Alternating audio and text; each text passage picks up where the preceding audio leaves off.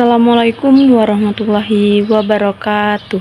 Perkenalkan, nama saya Risti Ramadhani dari kelas Manajemen B, Program Studi Manajemen, Fakultas Ekonomi dan Bisnis Universitas Islam Indragiri. Dengan NIM 101241010066. Tugas video ini saya buat untuk memenuhi tugas ekonomi makro yang diampu oleh Bapak Dr. Haji Agus Maulana SE MM. Di sini saya akan menjelaskan materi tentang permasalahan yang dihadapi. Yang pertama, makroekonomi versus mikroekonomi. Makroekonomi berbeda dari mikroekonomi yang berfokus pada faktor-faktor yang lebih kecil yang mempengaruhi pilihan yang dibuat oleh individu dan perusahaan.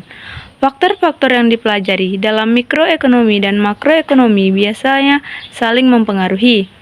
Perbedaan utama antara mikroekonomi dan makroekonomi adalah bahwa agregat makroekonomi kadang-kadang dapat berperilaku dengan cara yang sangat berbeda atau bahkan kebalikan dari variabel mikroekonomi serupa.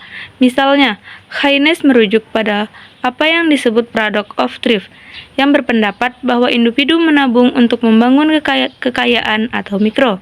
Namun, etika setiap orang mencoba untuk meningkatkan tabungan, sekaligus hal itu dapat menyebabkan perlambatan ekonomi dan berkurangnya kekayaan secara agregat atau makro.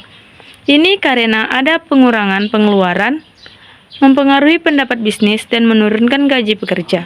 Sedangkan ekonomi mikro melihat kecenderungan ekonomi atau apa yang bisa terjadi ketika individu membuat pilihan tertentu.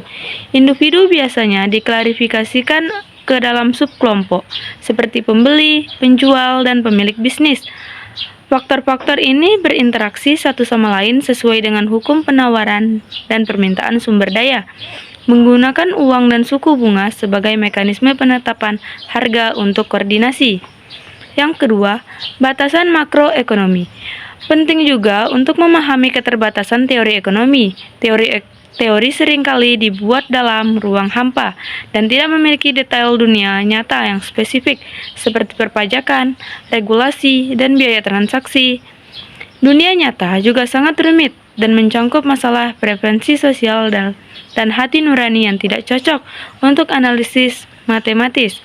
Bahkan dengan batasan teori ekonomi, penting dan bermanfaat untuk mengikuti indikator ekonomi makro yang signifikan seperti PDB, inflasi, dan pengangguran.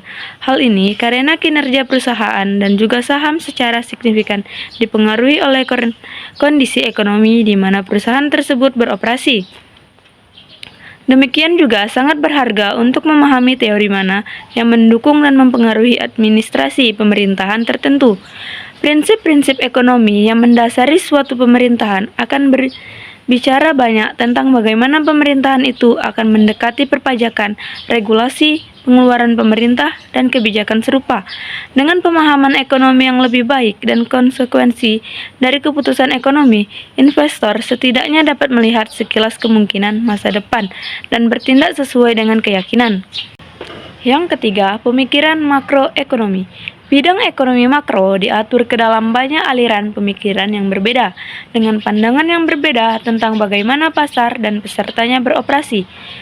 Pemikiran klasik, ekonomi klasik berpendapat bahwa harga, upah, dan tarif fleksibel dan pasar cenderung kosong kecuali dicegah oleh kebijakan pemerintah yang dibangun di atas teori asli Adam Smith.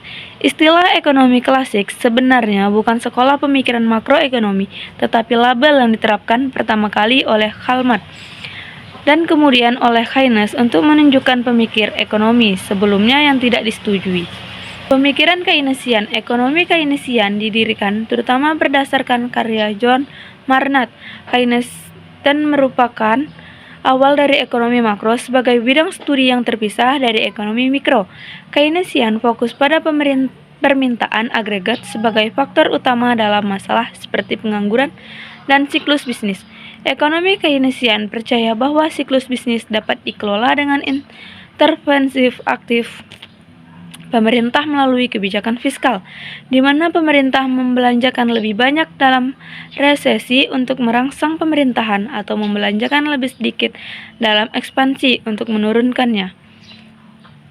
Juga percaya pada kebijakan moneter, di mana bank sentral merangsang kebijakan fiskal diskresioner tidak stabil, sementara inflasi dapat dikendalikan dengan kebijakan moneter.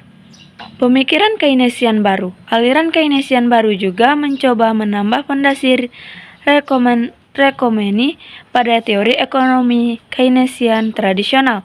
Sementara Keynesian baru menerima bahwa rumah tangga dan perusahaan beroperasi berdasarkan ekspektasi rasional, namun tetap mempertahankan bahwa berbagai kegagalan pasar termasuk harga dan upah yang kaku. Karena kelengketan ini, pemerintah dapat memperbaiki kondisi makroekonomi melalui kebijakan fiskal dan moneter.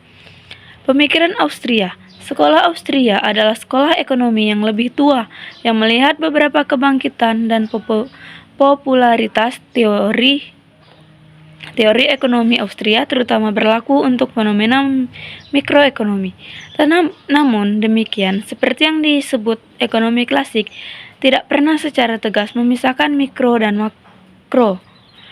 Teori Austria juga memiliki implikasi penting untuk apa yang dianggap sebagai subjek ekonomi makro. Secara khusus, teori siklus bisnis Austria menjelaskan ayunan atau ekonomi makro yang disinkronkan secara halus oleh aktivitas ekonomi lintas pasar, karena kebijakan moneter dan peran yang dimainkan uang dan perbankan dalam menghubungkan pasar ekonomi mikro satu sama lain dan lintas waktu. Sekian dari saya. Saya ucapkan terima kasih, mohon maaf jika ada kesalahan. Pekon hebat, Unisi berjaya dan gemilang.